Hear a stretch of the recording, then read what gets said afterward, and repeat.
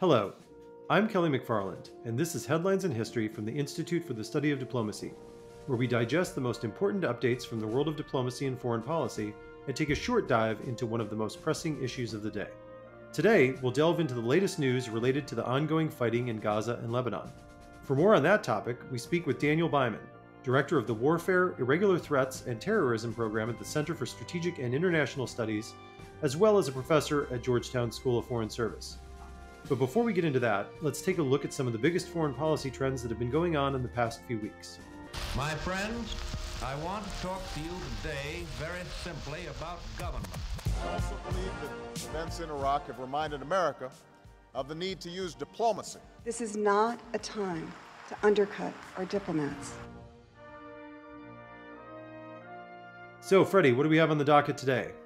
So, good morning, Kelly. First up, we'll explore the recent elections in Georgia and what they reveal about the country's recent anti-EU turn. Next, we'll unpack the latest developments out of the COP29 summit in Azerbaijan and its implications for global climate goals. For the last item of our news roundup, we'll discuss the US recognition of Venezuela's opposition leader and what this means for the incoming Trump administration. Finally, we'll turn to our interview with Daniel Byman on the latest turmoil in Israel, including the ousting of the defense minister and the International Criminal Court's recent charges. So, to start off with Georgia, where the ruling Georgian Dream Party secured a decisive victory in last month's election, claiming to win 54% of the vote. While initially favouring closer ties with the European Union, Georgian Dream has drifted towards Russia in recent years. The election seems to have affirmed the anti-EU turn of Georgia, which has not condemned Russia's invasion of Ukraine and has adopted socially conservative policies mirroring those in Russia. However, both the president, who maintains a symbolic constitutional role in Georgia, and the opposition have called into question the election results, as have independent statisticians and election monitors. Georgia is a close partner of the EU and had applied to join NATO. So, Kelly, how can we make sense of Tbilisi's turn towards Moscow? Yeah, so this is an important turn of events because really ever since Georgia's independence from the Soviet Union back in 1991, the country has been moving and aligning itself with the West, whether that's the EU, the United States, NATO. So this backsliding away from the West and moving more into Russia's camp is sort of a departure for Georgia, and really is a big deal in the region and goes against what we've seen over the past couple decades.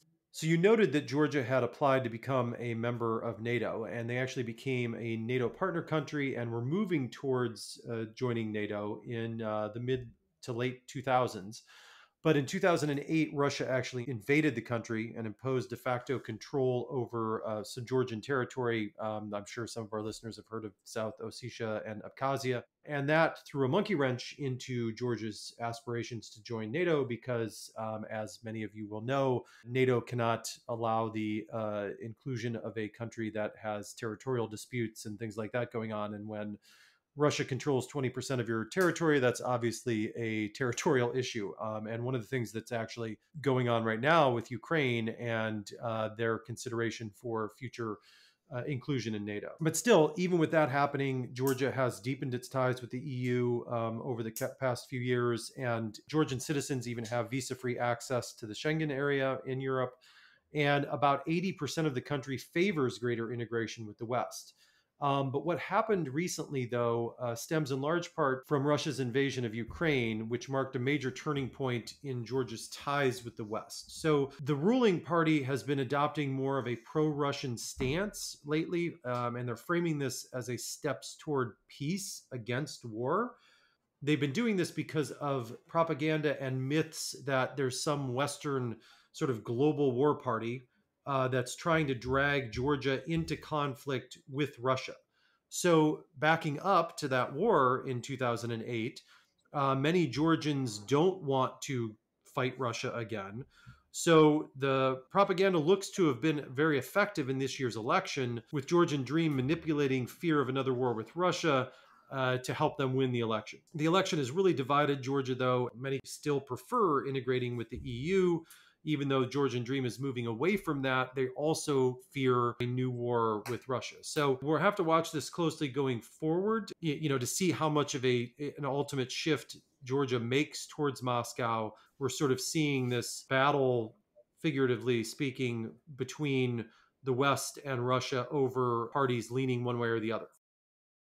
So let's move to the second item on our news roundup, where we go to Baku, Azerbaijan, where COP29 negotiations have now wrapped up. Wealthy countries are pledging to contribute $300 billion per year to allow developing countries to build clean energy infrastructure and cope with the effects of climate change. However, developing countries and independent experts were calling for a $1.3 trillion annual contribution, which is about 1% of global GDP.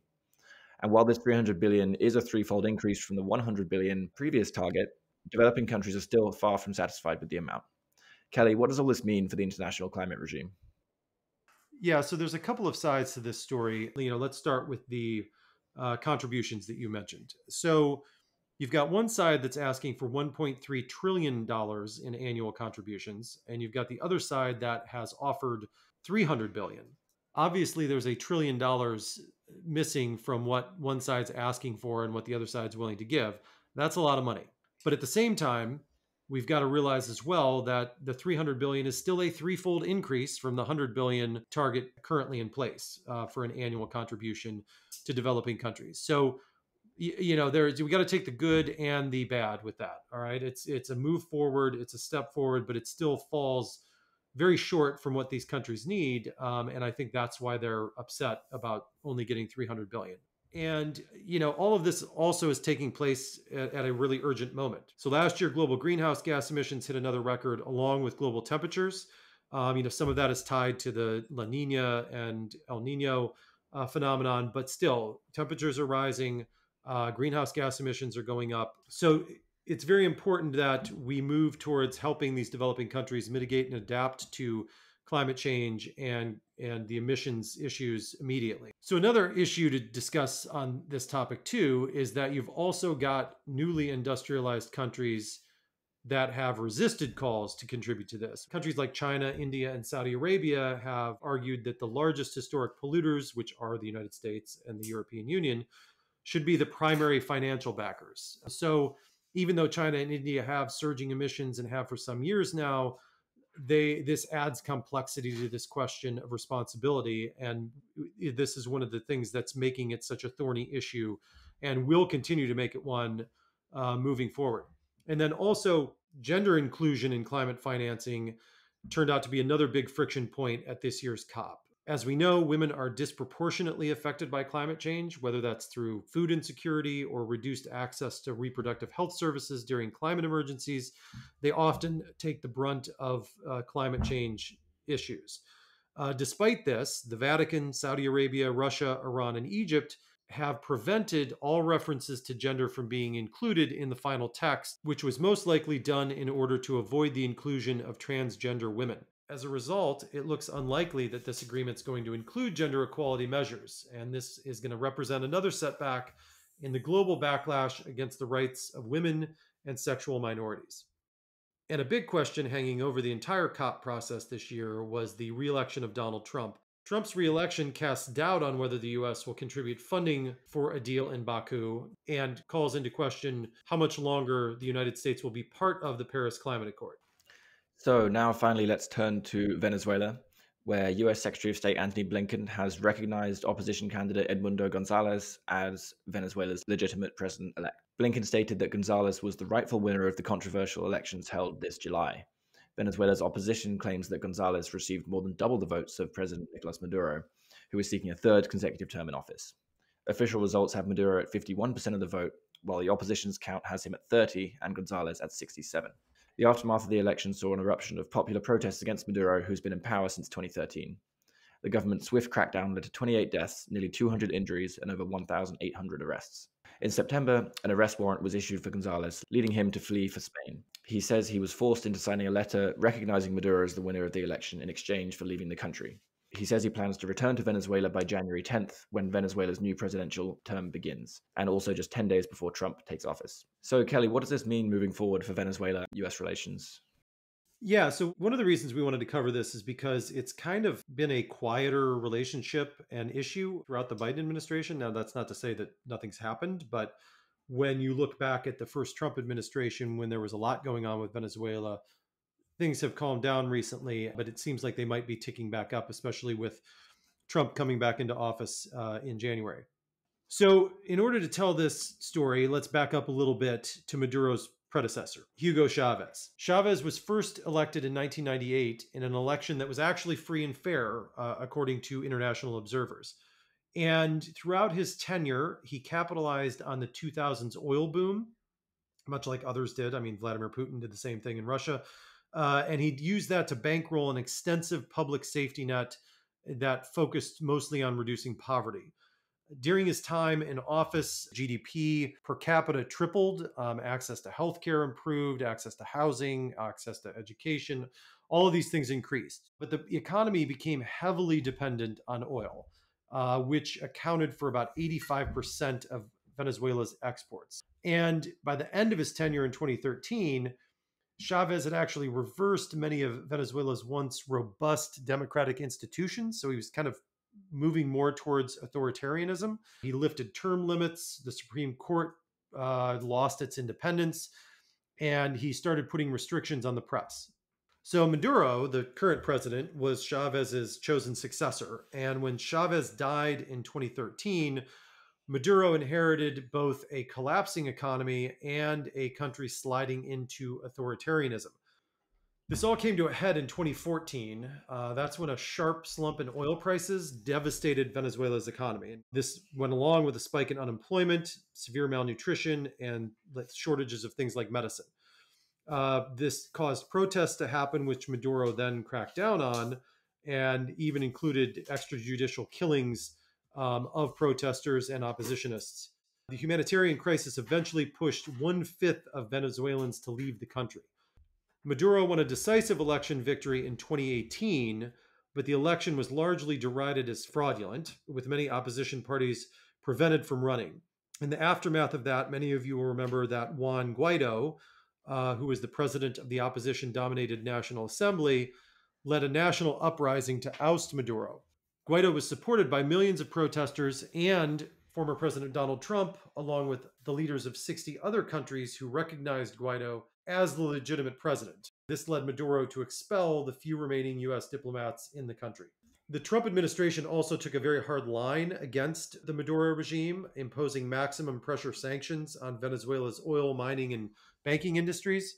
But at the end of the day, Maduro was able to hold on to power and forced Guaido and other opposition leaders to flee. And by early 2023, the US and the EU had both ended their recognition of Guaido's interim government.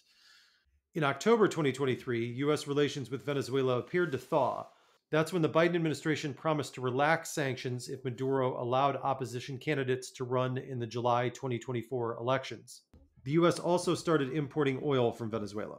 But in the lead up to the election, Maduro actually went back on his deal with the US and banned opposition parties from competing while human rights abuses continued. This included, the same old widespread arbitrary detention and enforced disappearances of individuals. The US then sanctioned most of Venezuela's oil industry, as well as individuals in Maduro's inner circle.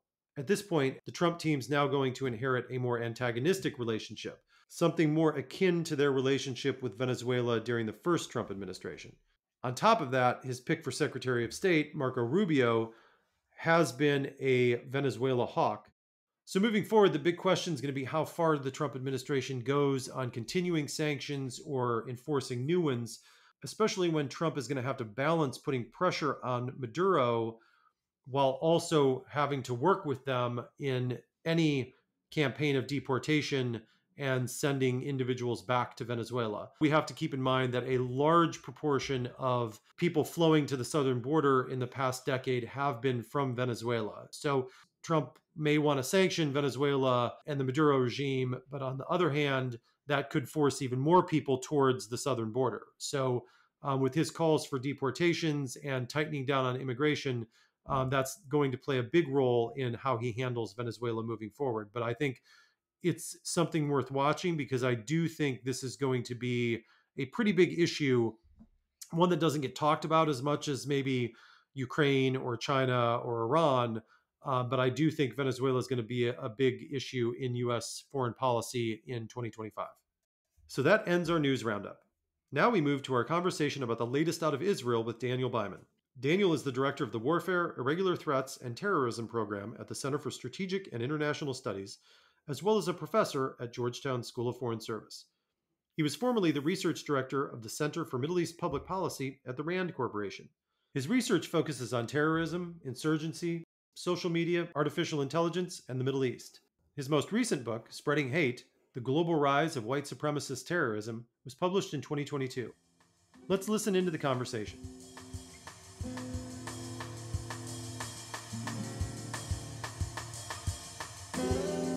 All right, folks, welcome back to this episode of Headlines in History, and we're happy to be joined today by my Georgetown colleague, Dan Byman. Those of you who listen to the show regularly remember that Dan came on last October to give us an update after the October 7th horrific Hamas attack on Israel to sort of set the stage on what we might see moving forward. And we're bringing him back today to give us kind of an update on where things stand at the moment. So, Dan, welcome, and thanks again for joining us. Thanks for having me. All right, so we'll just start off with Gaza because this thing has expanded, as we all know, since we spoke to you last. Since then, thousands of deaths in Gaza, international outcry against Israel and sort of how they've conducted the war effort. But where do things stand today, late November 2024, with regard to Gaza? So Hamas has been devastated in Gaza. It's lost numerous senior leaders, many of its mid-level leaders. Much of its fighting strength has been diminished. It's still fighting in small groups, but its ability to do larger scale operations is far lower. It's also lost control of territory. There isn't a place in Gaza where Hamas governs in the way it governed before October 7th. However, the price, of course, for ordinary Gazans, for non-combatants, has been staggering. There's the total death, which doesn't distinguish between fighters and non-fighters, is around 45,000 right now. And given how small Gaza's population is, that's a huge number. And in addition, there's almost 2 million people displaced. And again, that's a huge number. And what makes Gaza harder in some ways than many other conflicts is that the people have no real place to go. So in contrast to Ukraine, where there's a front line and civilians almost always flee away from the fighting appropriately, in Gaza, that's much harder. So the destructiveness of urban war, the destructiveness of Hamas hiding among the civilian population, but also the problem of the civilians being unable to flee, leads to a lot of casualties. In addition, Israel remains very aggressive there. Israel is seeking not just to kill Hamas senior leadership, but also mid-level leadership, and it's been willing to inflict a lot of Palestinian civilian casualties in its eyes for military necessity, but nevertheless has been extremely devastating. There is a question of what Israel is gaining from continued operations in Gaza right now. In my view, it's reached the point of diminishing returns many months ago, and continued military operations are not getting Israel much beyond greater international condemnation. There is still 100 Israelis or so who are in Hamas captivity. Now, almost certainly many, if not most of these are dead. But nevertheless, their fate remains unknown, and Hamas is using them as a bargaining chip, but continued operations seem to get things no closer. At present, at least, there doesn't seem to be much eagerness for a ceasefire on either side. Hamas wants a permanent ceasefire, which Israel says goes against its war aim of destroying Hamas. And of course, Hamas doesn't want to give up hostages, only to then feel that it gave up its only bargaining chip to have Israel attack. So the situation looks like continued conflict for quite some time. Although, again, I stress, Hamas has been hit hard and I think would make a deal. And Israel, in my view, doesn't have much reason to go on fighting. And thus, I think a deal is at least possible.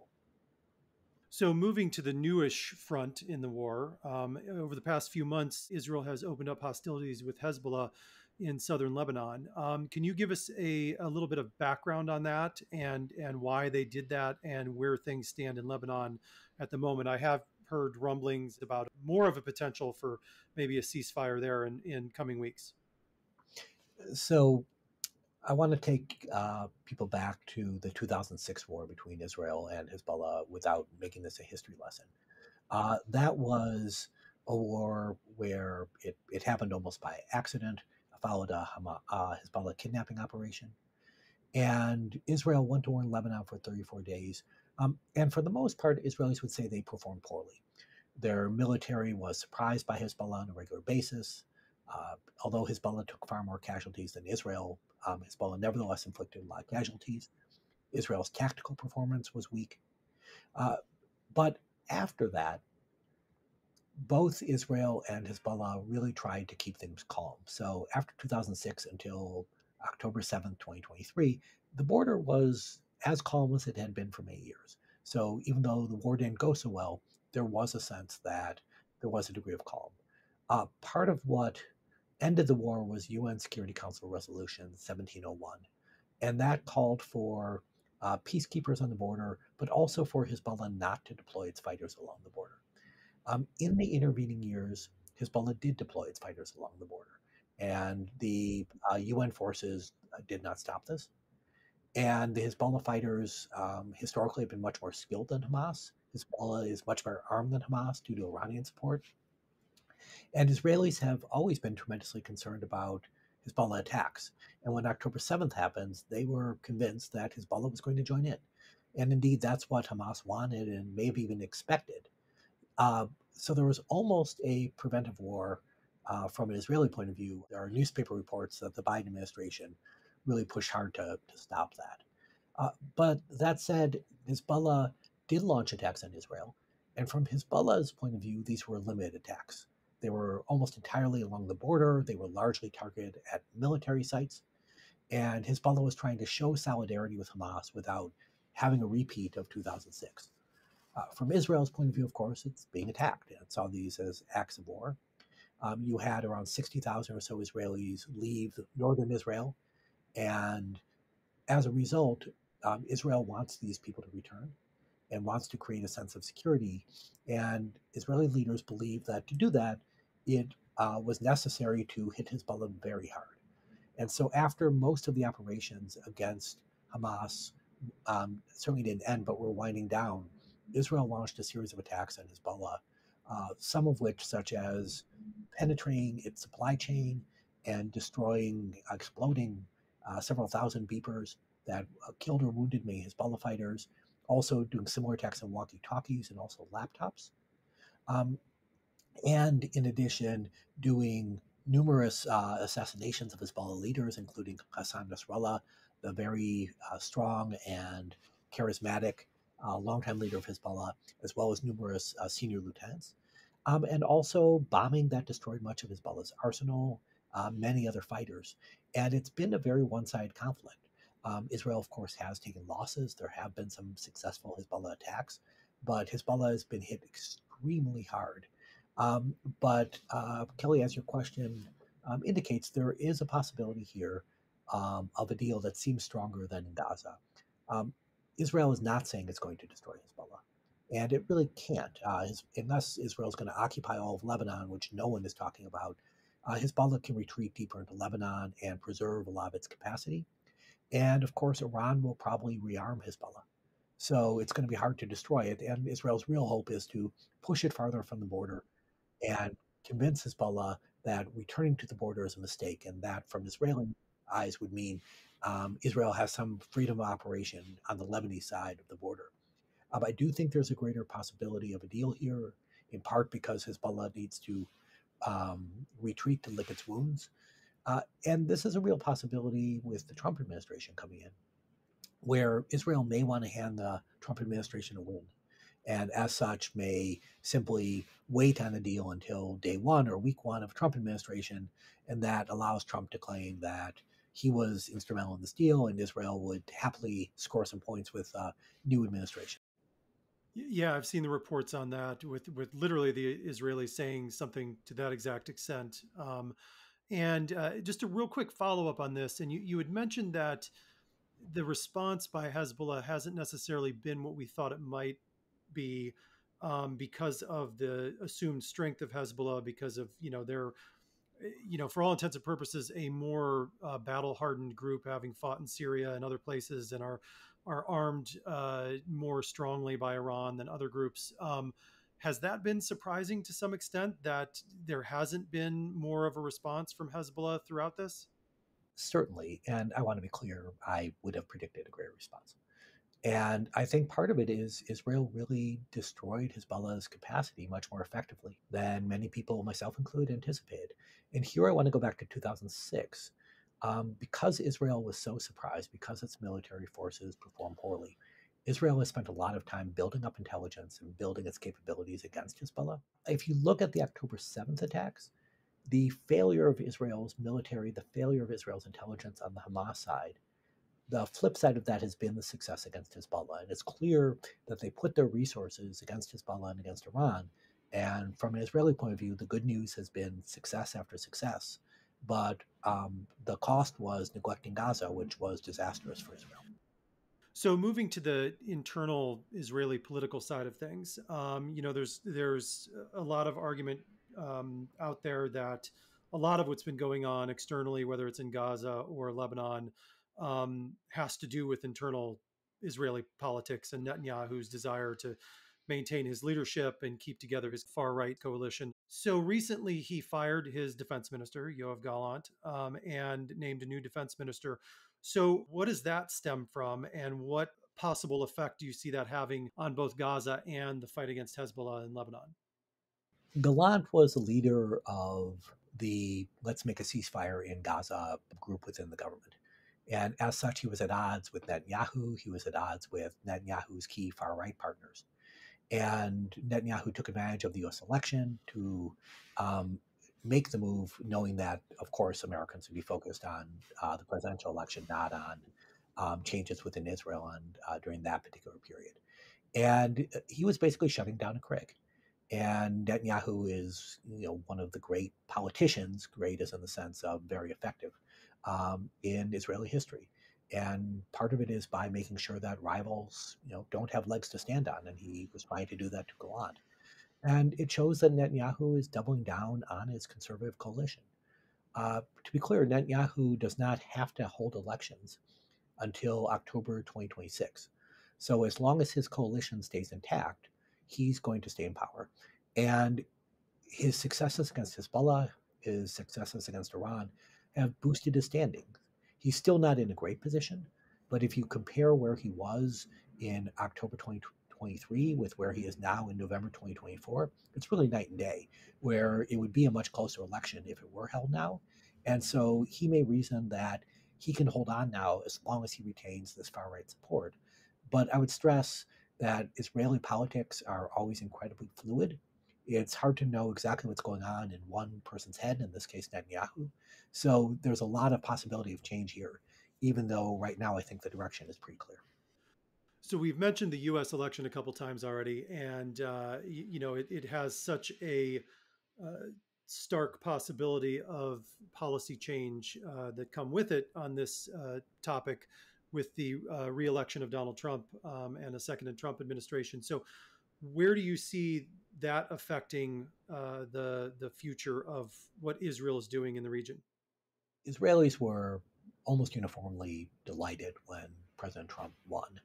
And the view is that he will be tougher on Iran, but in particular that he will give Israel as much freedom of maneuver as it wants. So the criticisms, however ineffectual, that the Biden administration was making, those will be gone from the Trump administration. In addition, he's appointed officials who not just favor supporting Israel in its war with Iran or Hezbollah or Gaza, but also call for things like annexation of the West Bank. So they're pushing within Israeli domestic politics a fairly right-wing position. So I think we can expect to see Israeli conservatives feel emboldened both in their domestic policy and in their foreign policy, knowing that Trump is behind them. The one caveat I would raise to all this is even though Trump and the people who surround him are very strongly pro-Israel and favor supporting it in its various wars, Trump himself is also very against U.S. intervention in the Middle East. And as such, if Iran develops a nuclear weapon or if there are other reasons where other U.S. presidents might have taken military action, Trump still might do so. I don't want to claim to have a crystal ball. But his track record in the past suggests he would be very cautious about this. He might be likely to pull U.S. troops out of places like Iraq and Syria. And in general, Israelis and many U.S. Arab allies, they don't want to see Iran develop a nuclear weapon. So I think we can expect to see Israeli conservatives feel emboldened both in their domestic policy and in their foreign policy, knowing that Trump is behind them. The one caveat I would raise to all this is even though Trump and the people who surround him are very strongly pro-Israel and favor supporting it in its various wars, Trump himself is also very against U.S. intervention in the Middle East. And as such, if Iran develops a nuclear weapon or if there are other reasons where other U.S. presidents might have taken military action, Trump still might do so. I don't want to claim to have a crystal ball. But his track record in the past suggests he would be very cautious about this. He might be likely to pull U.S. troops out of places like Iraq and Syria. And in general, Israelis and many U.S. Arab allies, want the United States to play a stabilizing role in the Middle East, and Trump is less likely to do that. So I do think Israelis are very pleased that Trump won the election, but it does come with some caveat. Lastly, we'll get you out of here on this one. I think just yesterday, the ICC came down with arrest warrants for both Netanyahu and Gallant. What are your thoughts on that? So, for those of the listeners who haven't followed this closely, most of this is about denying humanitarian aid to Gaza last year. And the ICC is claiming that Israel deliberately denied things like water and so on to go into Gaza at key moments. So this is not about the conduct of the wars. It's not about Israeli bombing and so on. But nevertheless, it does highlight what many people consider Israel's very brutal treatment in Gaza. So with this in mind, it reinforces Israeli sensibilities that the world is really against it. The Israelis would say, look, who started this on October 7th? What other military would be placing restrictions on its activities when it's going into Gaza? And Israelis would say they're trying to limit the humanitarian damage there. And so it reinforces Israel's sense of isolation and skepticism about the value, if you will, of international opinion. I don't think this is going to change Israeli policy in a significant way, other than increase the sense of anger and frustration within Israel. All right, Professor Dan Byman, insightful as always. Thanks for the update, and thanks for joining us again. I appreciate your having me. Thanks again to Dan Byman for his time and thoughts. And thank you for listening to this episode of Headlines in History. This show is produced by Freddie Mallinson and Theo Malhotra. Thank you to the Carnegie Corporation of New York for their support for this podcast. Be sure to check out any episodes you may have missed via our website. Please rate, review, and follow this podcast wherever you listen. And tell your friends and colleagues to come find us on Apple Podcasts, Spotify, or anywhere else they listen. Follow us on Twitter @GU Diplomacy, and visit our website, isd.georgetown.edu, to learn more about our work. I'm Kelly McFarland. Until we meet again.